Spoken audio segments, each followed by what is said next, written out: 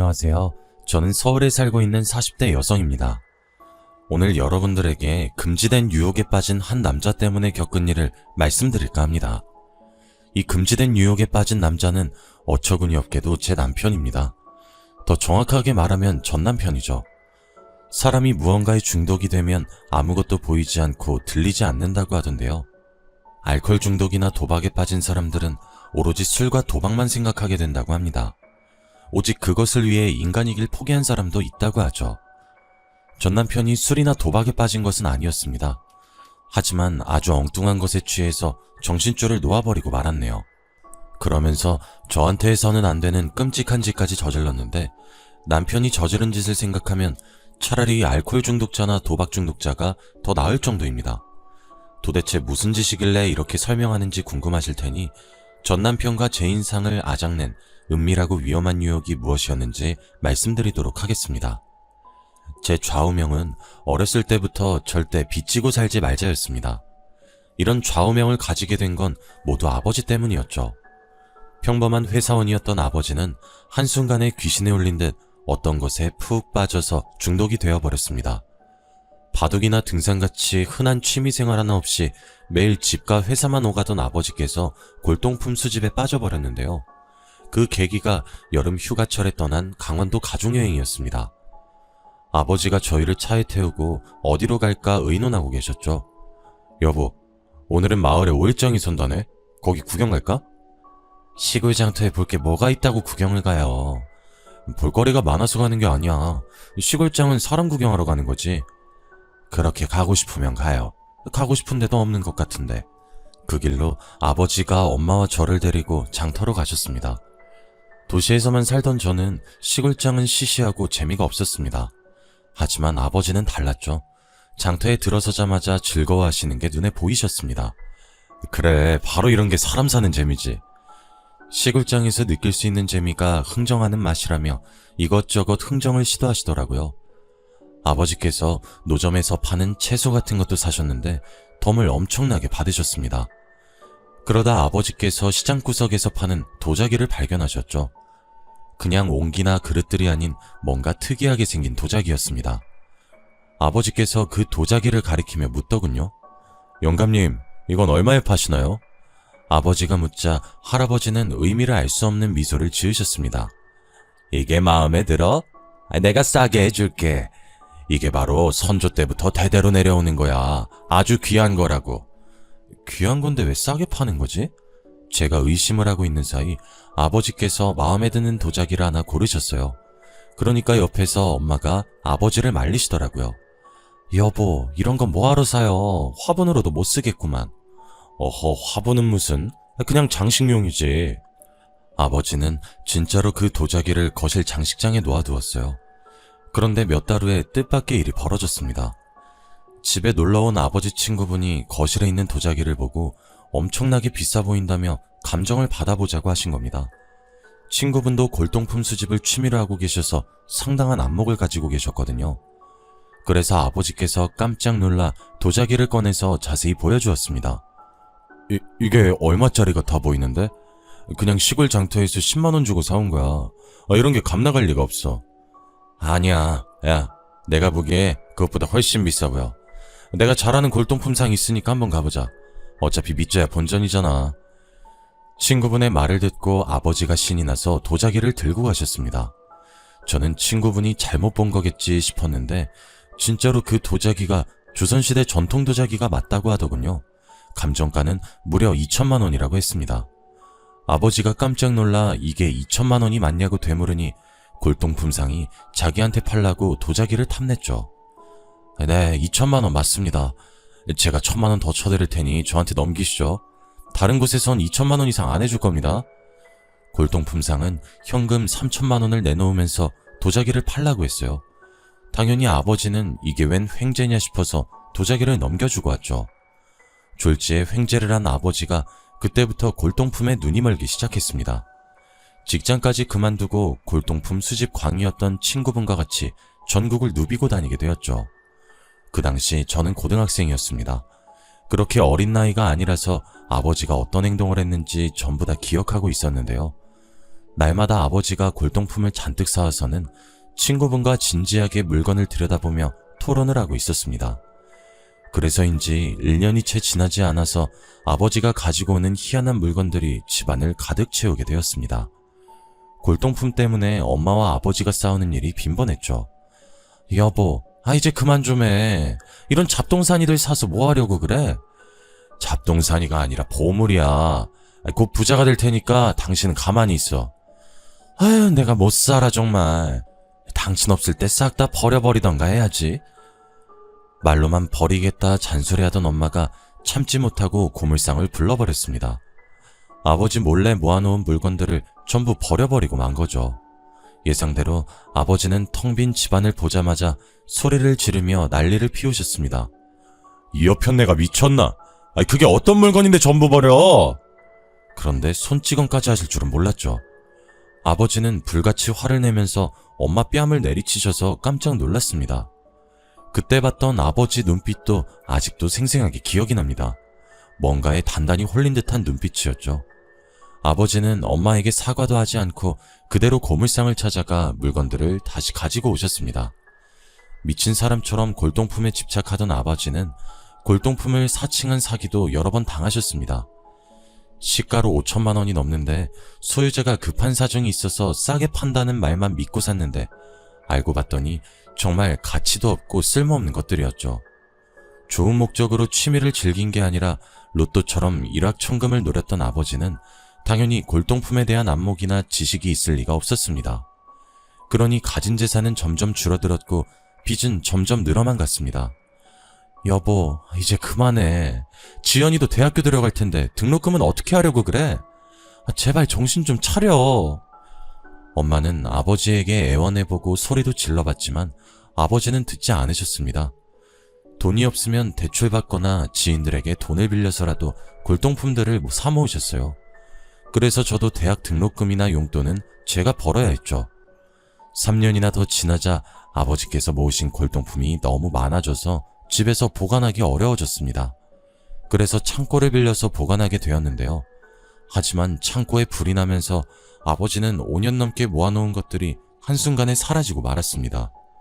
그날 이후로 아버지는 살아갈 희망을 잃어버리고 폐인처럼 집에만 틀어박혀 지내셨는데요. 엄마가 아버지를 강제로 데려가 정신과 상담도 받게 하고 입원 치료도 해봤지만 소용이 없었어요. 마음에 생긴 병은 몸에도 영향을 미쳐서 뇌졸중까지 찾아오게 되었습니다. 아버지는 끝내 그 병으로 3개월 만에 세상을 떠나시고 마셨죠.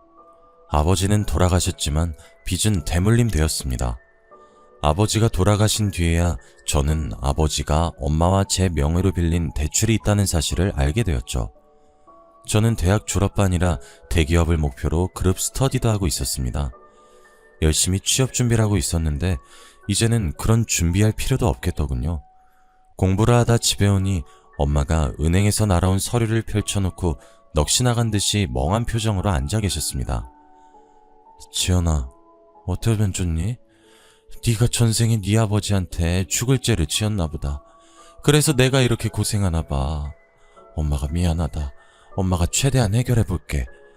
엄마가 울면서 이야기하길래 은행에서 날아온 서류를 읽어보았습니다. 아버지께서 저랑 엄마 명의로 신용카드나 여러가지 소액대출을 받으셨더군요. 서류에 적혀있는 대로라면 당장 다음 달부터 100만 원에 가까운 돈을 갚아야 했습니다. 지금 대기업 취직 준비할 때가 아니었죠. 지금 당장이라도 들어갈 수 있는 회사를 찾기 시작했습니다. 월급이 얼마든 상관없었습니다. 다음 달부터 100만 원을 갚아야 했으니까요. 어디서든 일해야 했죠. 급하게 일을 구하다가 보험회사 콜센터 상담원으로 일하게 되었습니다. 제가 졸업반이라 다행이었어요. 취업증명서를 제출하니 수업에 빠져도 교수님께서 눈 감아주셨습니다. 그래, 요즘에 일자리도 없는데 찾아서 다행이다. 학점은 내가 알아서 해줄 테니까 졸업 논문만 제출하거라. 그래서 순식간에 대학생에서 벗어나 사회인으로 첫 발을 내딛게 되었죠. 아버지 빚을 갚느라 월급의 대부분은 속절없이 빠져나가 버렸습니다. 그 빚을 청산하는데 꼬박 3년이 걸렸네요. 3년 동안 일해본 결과 보험회사 콜센터 일은 정신적인 스트레스가 아주 심한 곳이었어요. 반말을 하거나 욕설을 내뱉는 일이 제일 많았습니다. 흔한 일은 아니었지만 목소리가 섹시하다고 하거나 따로 만나자며 성적인 농담 같은 거라는 고객들도 있었는데요. 거기에 실적에 대한 압박도 있어서 신체적, 정신적 병을 달고 살아야 했습니다. 상담원은 시간마다 할당된 콜을 채워야 해서 휴식 시간 외에는 화장실도 마음대로 못 가는 상황이었어요. 어쩌다 배탈이 나서 급한 용무로 화장실을 갈 때에는 팀장의 눈총을 받아야 했죠. 스트레스가 심한 일이었지만 참고 견딜 수 있었던 건 단짝처럼 친하게 지냈던 언니들이 있었기 때문이에요. 처음 일을 시작할 때 고객 응대를 어떻게 해야 할지 몰라 실수를 많이 했었거든요. 그럴 때마다 여자 팀장이 다가와 제게 폭언을 내뱉었습니다. 아까 이거 설명해주지 않았어? 넌 IQ가 2자리야? 몇 번을 말해도 매뉴얼 숙지를 못하고 버벅거려. 도대체 몇 번을 설명해줘야 해? 좋게 말해줄 수도 있는데 팀장은 인간적인 모멸감이 들 정도로 막말을 했어요. 한 번은 너무 자존심이 상해서 화장실에서 혼자 울고 있는데 언니들이 갑자기 들어오더라고요. 그래서 안 운 척 얼른 세면대 물을 틀어 세수를 했어요. 그랬더니 언니들이 저를 위로하는 거 있죠? 야, 울 거면 시원하게 울어. 눈치 보지 말고 울어버려야 속이 풀리더라. 팀장, 저것 원래 안 저랬는데 남편이 바람나서 이혼하더니 더 저러는 것 같아. 어리고 예쁜 네가 이해해줘라. 팀장 남편이 진짜로 바람 폈는지 모르겠지만 그 말을 듣는데 실소가 새어나오더라고요. 제가 웃음을 터뜨리니까 언니들이 울다가 웃으면 엉덩이에 뿔 난다며 장난을 걸어주셨어요. 그 후로 언니들이 제가 팀장에게 당할 때마다 여러모로 도와주었어요. 팀장 뒷담을 하며 친해지다 보니 저희들 셋은 정말 절친이 되었죠. 점심시간에 같이 밥을 먹거나 카페에 가서 놀고 오는 일도 잦았어요. 그래서 저희들이 아지트처럼 애용하는 카페도 따로 있었는데요. 총각인 사장이 운영하는 아주 작은 카페였는데 저희가 온 지 1년 정도가 지나니까 카페 사장님도 저희가 올 때마다 반겨주시더라고요. 어서오세요. 오늘도 김치찌개 드셨어요? 여기 근처는 그나마 김치찌개가 나아요. 사장님은 밥 드셨어요? 저도 김치찌개 먹어봤는데 맛있더라고요. 자주 오셔서 그런데 디저트로 치즈케이크 드릴까요? 어머, 서비스예요? 당연하죠. 매일 점심 먹고 와주시는데 이 정도는 해드려야죠. 그날만 사장님께서 서비스를 주신 게 아니었어요. 거의 2, 3주에 한 번씩 서비스를 주셔서 저희가 다른 카페 갈 거 꼭 이사장님 카페 쪽으로 발걸음을 옮기게 만들었죠. 그러던 어느 날 언니가 갑자기 점심을 먹다가 카페 사장님 이야기를 꺼냈습니다. 지연아, 너 그거 들었어? 뭐 말이야? 우리가 맨날 가는 카페 사장 너랑 동갑이라고 하더라? 정말? 나보다 어려 보이던데? 내가 퇴근 후에 가서 이것저것 물어봤는데 그 사람이 언니가 하는 말을 들어보니 사장님이 고등학교 다닐 때부터 커피 만드는데 관심이 많았다고 합니다. 그래서 고3 때 대학에 가는 대신 바리스타 자격증을 땄다고 하죠. 부모님을 설득해서 20살에 창업을 했다는 말을 듣고 기분이 우울해졌습니다. 누구는 27에 사장 소리 듣는데 저는 팀장 눈치 보면서 전화기만 붙들고 씨름해야 하니까요. 하지만 제 아버지가 인생을 그렇게 사신 거 누굴 탓해야 할까요? 그저 하루하루 열심히 살면서 평소처럼 점심엔 김치찌개, 후식으로 커피를 마시러 갔죠. 카페 사장님도 저와 동갑이란 걸 알게 되었는지 저를 보고 아는 척을 했습니다. 안녕하세요, 지연씨. 아, 제 이름 알고 계셨어요? 당연하죠. 저 저번 주에도 이름 부르면서 인사했는데. 언제요? 저는 못 들었는데. 우리 나이도 같잖아요. 편하게 말 나요. 이렇게 갑자기요? 제가 당황스러워하니까 언니들이 저 좋아하더라고요. 둘이 뭐 하는 거냐고 호들갑을 떨길래 얼른 사무실로 돌아가자고 화제를 돌렸습니다. 언니들이 사무실로 돌아오는 길에 사장님이 나한테 관심 있어 보인다는 말을 하긴 했지만 못 들은 척 했습니다. 괜히 장난을 치는 거라고 생각했거든요. 워낙 놀리는 걸 좋아하는 언니들이 하는 농담이라고 생각했는데 날이 갈수록 사장님의 행동이 이상해 보였습니다. 저한테 다정하게 지연아라고 부르는 거나 제가 달달한 커피를 좋아하는 걸 알고 메뉴에도 없는 커피를 만들어준 적이 있었습니다. 그래서 조금 설레긴 했죠. 그러다가 사장님이 점심시간에 저를 보고 부탁을 했습니다. 요즘 퇴근 시간대에 사람이 늘어나서 힘들다며 퇴근한 다음에 카페에 들려서 일을 도와달란 것이었습니다. 일당은 두둑히 주겠다고 해서 퇴근 후에 카페로 달려갔는데요. 사장님이랑 똑같은 앞치마를 입고 일해서 그럴까요? 손님이 저희를 보고는 낯간지러운 말을 했습니다. 아이고, 부부가 같이 장사하니까 보기 좋네. 이렇게 말하고 커피를 가지고 가버려서 해명하기도 그랬습니다. 제 얼굴이 새빨개져서 아무 말도 못하고 있는데 사장은 뭐가 그리 좋은지 혼자 키득거리고 있었죠. 지연아, 너도 들었지? 우리가 부부래. 우리 잘 어울리나 봐. 무슨 소리 하는 거야. 또 이상한 장난친다. 그냥 지나가는 말로 하는 걸 거야. 근데 왜 아무 말도 안 했어? 싫으면 아니라고 말하지. 아니, 그냥 자기 할 말만 하고 가버리니까 그랬지. 그리고 막 싫지도 않았고. 나쁜 말은 아니잖아?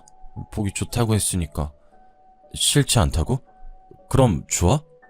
사장님이 그 말을 하는데 어찌나 설레던지 관심 없었던 남자였는데 점점 다르게 보였습니다. 그래서 생전 물어보지도 않던 이름이나 취미 같은 것도 물어보았죠. 성재한테 관심이 생기니 용돈 삼아 계속 같이 일하는 것도 좋을 것 같다는 생각도 들었습니다. 성재도 계속해서 일해달라고 부탁하니 퇴근 후에 카페 알바도 계속했습니다. 그러다가 월급을 받는 날이 다가왔는데요. 성재가 계좌번호를 알려달길래 대뜸 데이트 비용 이야기를 꺼냈습니다. 요즘 애들은 데이트 비용 얼마나 드나? 데이트 비용? 그건 갑자기 왜? 돈으로 주지 말고 데이트 비용으로 써줘. 나 한강 가서 치킨 먹고 싶은데 사주면 되겠네. 제가 홍당무가 된 채 대시하니까 성재가 웃음을 터뜨리더군요. 웃지 말라고 말려봐도 웃길래 성재를 마구 때렸습니다. 회사 근처에서 한강 데이트 약속을 잡은 게 화근이었는지 순식간에 소문이 퍼지고 말았습니다. 제가 일하던 콜센터는 여러 회사들이 밀집해 있는 비즈니스 빌딩 안에 있었고 그 건물에는 여직원들이 많이 있었거든요. 하는 일은 달랐지만 자주 마주치는 여직원들이 많이 있어서 제가 성재랑 사귄다는 소문이 빠르게 퍼졌습니다. 아직 사귀는 것도 아닌데 이런 소문이 나서 당황스럽다고 하니 언니들이 사귀는 거나 다름없는 거라고 하더군요. 한강 데이트 가기로 한 거면 사귀는 거나 다름없지. 그리고 카페 사장이랑 한두 번 본 것도 아니잖아. 아직 30도 안 된 남자가 카페 사장이면 엄청 대단한 거야. 잘해봐. 나 같으면 꽉 잡고 안 놔줄 것 같다. 언니들까지 오늘부터 1일이라며 놀리는 통에 제가 더 적극적으로 나갔던 것 같습니다. 성재도 제 제안을 거절하는 일 없이 데이트를 하며 만남을 이어가고 있었는데요. 그렇게 6개월 정도 사귀다가 덜컥 애가 생겼습니다. 그 길로 급하게 결혼을 하긴 해버렸죠. 하지만 그동안 쌓인 스트레스와 결혼 준비까지 겹치니 몸에 무리가 가서 갑자기 아이가 유산되어 버렸습니다. 내가 무리를 해서 아이를 잃었다는 생각에 콜센터를 그만두게 되었죠. 그 뒤로 남편과 같이 카페를 운영하게 되었습니다. 둘이 같이 일을 하다 보니 알바가 따로 필요 없어서 인건비도 절약되었고 음료 만드는 속도가 빨라져서 직장인 손님들도 꾸준히 늘어갔습니다. 저희 부부가 카페를 운영한 지 2년 정도가 지난 뒤 남편에게 갑자기 이상한 취미가 생기고 말았습니다. 그 계기가 바로 저 때문인 것 같아서 너무 후회가 되네요. 여보, 우리 커피포트 고장난 것 같은데 새로 하나 살까?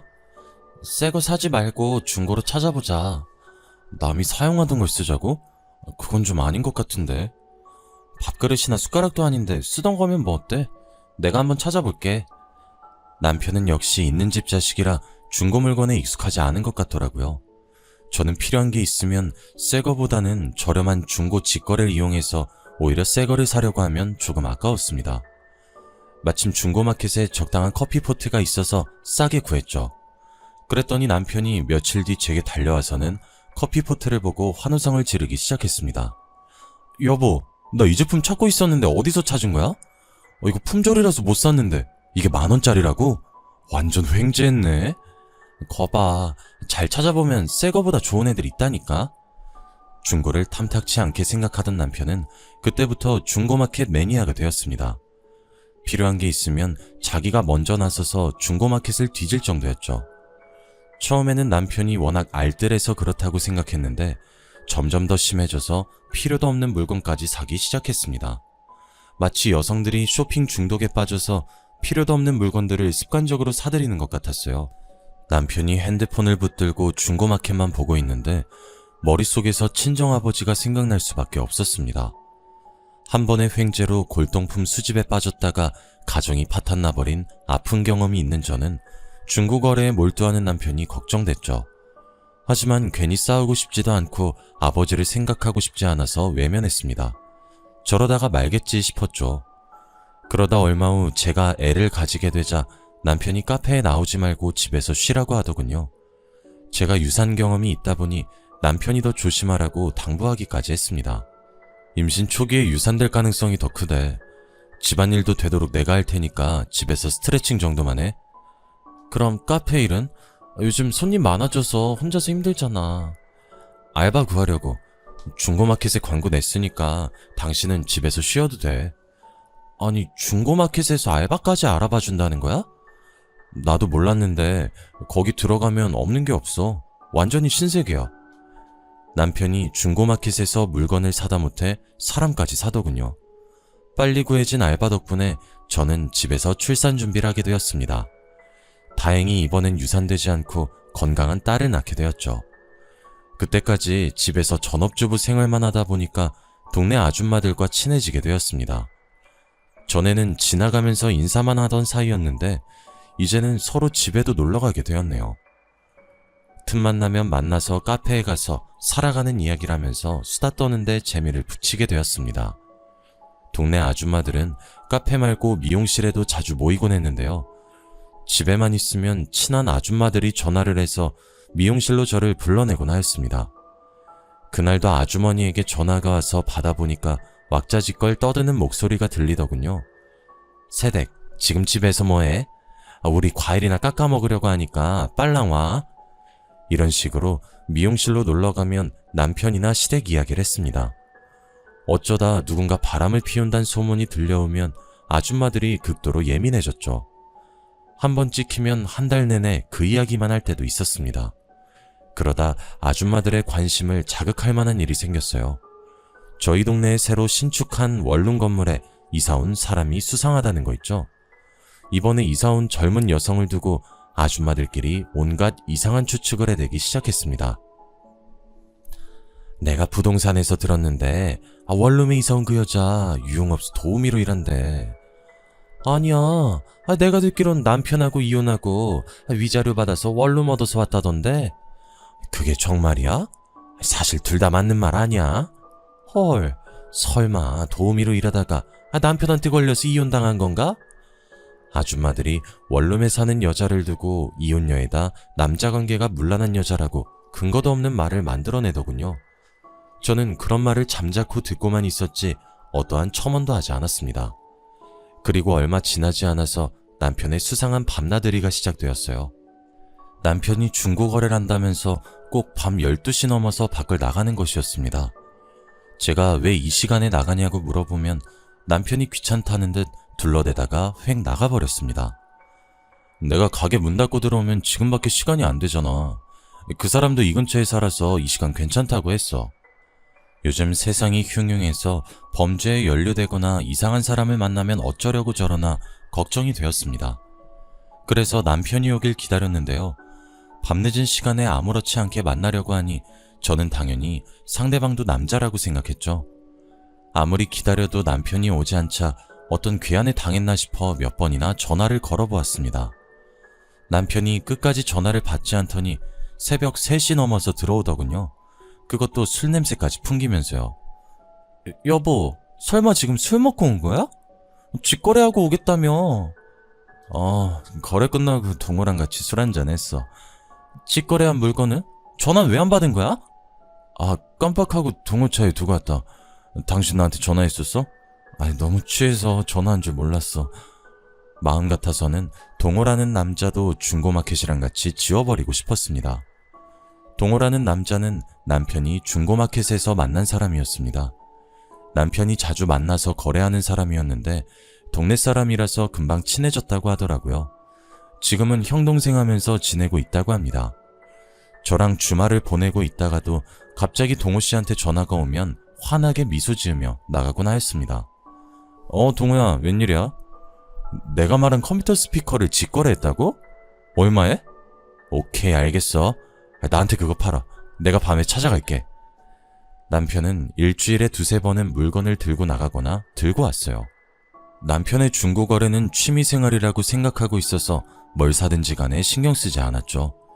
적어도 아버지처럼 쌓아두지 않고 팔았으니까요. 가끔 그 돈으로 맛있는 걸 사주고 저한테 준 적이 있어서 오히려 좋았습니다. 그런데 얼마 지나지 않아서 남편의 중고마켓 사랑이 동네 아줌마들 사이에서도 알려지게 되었습니다. 제가 오랜만에 미용실에 들려서 수다를 떨려고 하니 아주머니께서 이상한 말씀을 하시더라고요. 어제 보니까 새댁 남편이 웬 남자랑 같이 있던데? 친구야? 새벽에 보셨죠?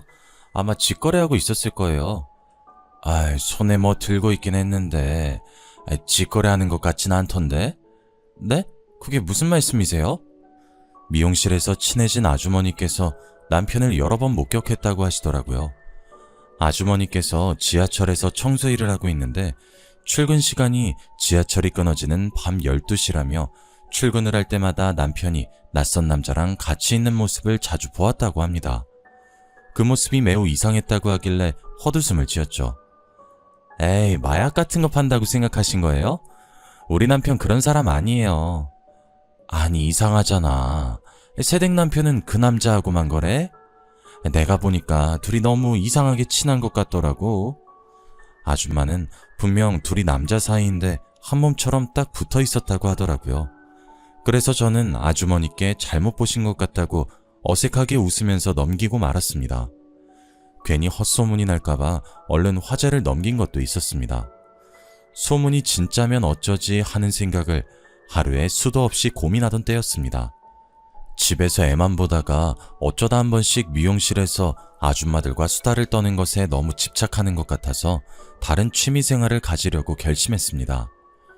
구청에서 하는 문화센터 강좌를 신청했는데 그곳에서 원룸에 산다는 여자를 만나게 되었죠. 아주머니들이 도우미로 일하다가 남편한테 이혼당한 것 같다는 그 여자를요. 저를 보자마자 새침하게 모른 척하고 지나갈 줄 알았는데 생각보다 사근사근하게 절 반겨주더라고요. 어머, 안녕하세요. 건너편 빌라에 사시는 분 맞으시죠? 동네 지나면서 몇 번 봤던 것 같은데 인사를 못 드렸네요. 저 빌라 원룸 건물 거기 사는 사람이에요. 네, 반가워요. 문화센터 강좌 신청서를 쓰고 있었는지 신청서에 이름이 적혀 있더군요. 그 여자의 이름은 정세희였습니다. 세희 씨에게 대해 너무 많이 이야기 나눠서 잘 알고 있었지만 일부러 모른 척 했습니다. 제가 일부러 못 본 척 지나가고 무시하는데도 세희 씨는 먼저 다가와서 제게 인사해 주더라고요. 해프고 질이 안 좋은 여자로 소문이 나 있어서 웬만하면 피하려고 했지만 강좌를 들으면서 대화해보니 교양이 있는 지적인 여성이었습니다. 세희 씨는 프리랜서로 웹디자인 일을 한다고 하더군요. 부침성 있는 싹싹한 성격이어서 저랑 몇 번 말 섞지 않았는데 언니라고 부르기도 했습니다. 저도 세희 씨라고 부르다가 세희라고 부르며 말을 편하게 하기 시작했죠. 시간이 지나 세희가 집으로 놀러 오라며 초대하는 일도 있었습니다. 언니, 오늘은 내 집 가서 같이 커피 마실래? 직거래로 향이 끝내주는 원두를 구했거든. 세희 너도 직거래? 우리 남편은 중고마켓 중독자야. 맨날 그것만 쳐다보고 있더라고. 그렇구나. 난 어쩌다 한 번씩 싸게 나오는 물건 있으면 사는 정도야. 그럼 언니네 남편은 중고 물건 사는 꿀팁 있겠네? 나도 좀 알려달라고 하면 안 되나? 세희와 이야기하며 집에 가는 동안 어떤 분위기일까 별의별 생각을 다 했습니다. 하지만 세희의 집은 아주 깔끔하고 아기자기하게 꾸며져 있었습니다. 술집 여자라면 술병도 널려있고 담배 냄새가 날 줄 알았는데 역시 소문은 소문일 뿐이라고 생각했죠. 게다가 세희는 저를 위해서 원두를 갈아서 핸드드립으로 커피를 만들어 주었습니다. 그런데 커피포트가 눈에 익더군요. 가만히 보니 예전에 제가 중고마켓에서 샀는데 횡재했다고 남편이 좋아했던 그 물건이었습니다. 하지만 얼마 전에 동호라는 남자에게 팔았는데 그게 여기 있다니 믿을 수가 없더군요. 분명히 품절된 제품이라고 들었거든요. 제가 그 커피포트에 정신이 팔린 사이 세희는 30을 넘기고 왜 혼자 사는지 신세 한탄을 하듯이 말해주었습니다. 고등학생 시절 아버지의 외도로 부모님이 이혼을 해서 엄마와 같이 지냈는데 몇 년 전에 엄마도 다른 남자와 재혼을 하게 되었다고 합니다. 이제 성인이 된 세희는 혼자 독립해서 살게 되었다며 평생 독신주의자가 될 거라고 강조하였습니다. 언니, 난 독신주의자야. 결혼 같은 건 절대 안 할 거야. 한 남자의 평생 얽매여서 사는 것보다는 외로워도 혼자 사는 게 훨씬 좋아. 결혼 전에는 몰랐는데 애딸린 유부녀가 되어보니 세희의 말이 가슴에 와닿았습니다. 그러다가 커피포트를 딱 쳐다보는데 제일 밑에 무언가 새겨진 게 보이더군요. 파란색 매직으로 써놓은 남편과 제 이름이었습니다. 그때는 신혼이었고 깨가 쏟아지던 시기였죠. 남편이 워낙 커피포트를 아끼길래 내 거라고 장난으로 이름을 써놓았는데 남편도 따라 제 이름 옆에 자기 이름을 적어두었습니다. 설마 남편이 세희한테 커피포트를 준 것일까요? 그럼 동호씨가 세희라는 소리일까 싶어서 왠지 모를 불길한 예감이 저를 덮쳐왔습니다. 저는 애써 아닐 거라고 생각했죠. 남편에게서 커피포트를 산 동우가 세희에게 되팔았을 수도 있으니까요. 원래 중고거래란 그렇게 돌고 도는 거라고 자기 최면을 걸고 있는데 이번에는 행거에 걸려있는 옷이 눈에 들어왔습니다. 가까이 가서 보니 남성용 스포츠 자켓이더군요. 여자 혼자 사는데 왜 남성 자켓이 필요할까요? 혹시 몰라서 세희 눈치를 보고 있다가 세희 화장실에 간 사이 서랍장을 뒤져보았습니다. 그러다가 서랍장 속에 들어있는 상자를 열어보니 남성용 가발이 들어있었습니다. 제가 순간 다리에 힘이 풀려 쓰러지니 세희가 깜짝 놀라 달려왔습니다. 언니 왜 그래? 어디 아픈 거야? 세희가 휘청거리는 저를 보고 걱정스러운 표정으로 부축해주더군요. 괜찮아. 내가 딸애 낳고 빈혈이 생겨서 한 번씩 어지러워. 나 집에 가서 좀 누워야겠다.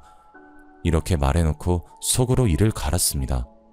며칠 뒤에 남편이 어김없이 동호를 만나러 가더군요. 남편을 몰래 따라가야겠다는 생각이 들었습니다. 증거를 확실히 잡아야 저도 이 말도 안 되는 순간을 받아들일 수 있을 것 같았습니다. 제 예상대로 남편이 어두운 곳에서 키가 작고 왜소해 보이는 남자를 만나고 있었습니다. 그래서 조용히 다가가 제가 동호라고 알고 있던 놈의 가발을 확 벗겨버렸죠. 역시나 세희가 저를 보고 놀라서는 눈을 동그랗게 뜨고 있었습니다. 뭐야, 왜 남의 머리를... 어머, 언니... 너야? 네가 진짜 우리 남편이랑 바람 폈어? 아니야, 난 진짜 중고거래하려고 나왔는데... 중고거래하려고 나왔는데 남장은 왜 하고 나온 거니? 왜, 내가 알아볼까봐? 바람 피는 거 들킬까봐? 아니야, 그런 거 아니라니까? 아니긴 뭐가 아니야. 네가 아주 간이 배 밖으로 나왔구나. 나랑 언니 동생 하면서 남편하고 바람을 피워? 네가 그러고도 제정신이야? 치밀어 오르는 화를 참지 못하고 세희의 머리채를 잡고 흔들었습니다. 하지만 남편이 저를 붙잡고 말리는 사이 세희 그년이 도망치고 말았죠. 제가 씩씩대며 남편을 끌고 집으로 와 남편을 신문했습니다. 거짓말이 들통난 남편은 세희와 어떻게 내연관계를 맺게 되었는지 다 털어놓았습니다. 남편은 다름 아닌 직거래 중고마켓에서 세희와 우연히 만나게 되었다고 합니다. 처음 몇 번은 진짜로 직거래를 했지만 세희 미모에 홀린 남편은 커피포트, 토스트 기계, 소설책 종류까지 한 푼도 안 받고 주기도 하였습니다. 그렇게 매일 만나면서 세희와 가까워진 남편은 서로의 몸을 거래할 만큼 가까워져서 내연관계를 맺게 된 겁니다. 세희는 남편과 가까워지자 이런저런 명목으로 돈을 요구했다고 하는데요. 남편은 저 몰래 대출까지 받아서 세희에게 돈을 바치고 있었습니다. 세희가 사는 원룸도 남편이 대출받아서 구해준 거라고 하네요. 그리고 저한테 걸릴까봐 가발까지 써서 남자인 척 한 것이었습니다. 세희에게는 남편 말고도 비슷한 수법으로 돈을 갈취해온 내연남이 2명 더 있었습니다. 미모로 유부남들을 홀려먹고 돈을 빼먹는 기생충 같은 년이었죠. 제가 그 이야기를 다 듣고 이혼 이야기를 꺼내니 남편이 무릎을 꿇었습니다. 여보, 잘못했어. 입이 10개라도 할 말 없지만 제발 한 번만 용서해줘. 지금 그걸 말이라고 해? 도대체 나를 몇 년 동안 속인 거야? 너무 억울하고 분해서 이혼으로 못 끝내. 당신이 나 가지고 논 대가 확실히 치르게 해줄 테니까 기다리고 있으라고. 저는 남편과 갈라선으로 이혼 소송을 하였고 내연녀에게는 상간녀 소송을 하였습니다. 그동안 남편에게서 빼간 돈을 전부 돌려받게 된 셈이죠.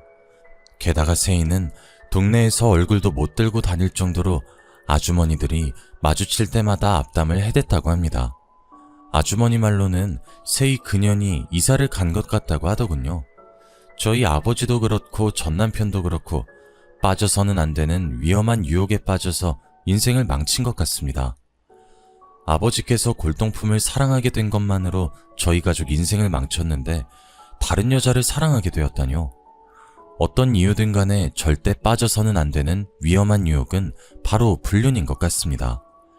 그것은 수십 년이 지나도 절대 용서하지 못할 것 같거든요. 세희 그년 말대로 인생은 독신주의자가 제일인가 봅니다. 이제는 누구 하나 믿을 수가 없어서 제가 겪었던 일을 속 시원하게 이야기하지 못하고 있네요. 그래서 이렇게나마 사연을 보내 제 한을 풀어보려고 합니다. 길고 보잘것없는 저의 한을 처음부터 끝까지 읽어주셔서 감사합니다. 여러분들은 부디 좋은 일만 있길 바랄게요.